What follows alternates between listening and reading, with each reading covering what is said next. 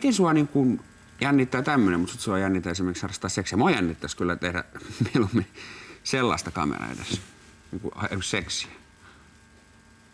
En mä tiedä, tässä ehkä pitäisi sanoa jotain vähän fiksumpaa, kun sitten siellä kamera edessä seksi harrastaminen ei ole mitenkään vaikeaa. Minkälainen oli se eka, kun sä teit se eka kerran?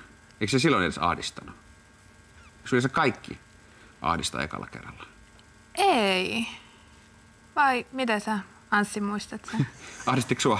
Oliko se No itse asiassa mä olin ravintolassa esiintymiskeikalla ja bongasin Susanin sieltä ja katsoin, että kivan näköinen tytsy ja kysäsin ohimenneen jotain videon tekemisestä vai olisiko ollut toisinpäin, että hän kysäsi multa, että voisiko tehdä videon mun kanssa ja katsottiin kellosta, että tässä on ihan hyvin aikaa ennen kuin ravintolassa alkaa keikka niin ja esiintymiset, niin ei muuta kuin läheisestä hotellista huone ja sinne kuvailemaan ja mun mielestä tuli ihan hyvää materiaalia ja ei Susanne kyllä siinä kummemmin jännittänyt.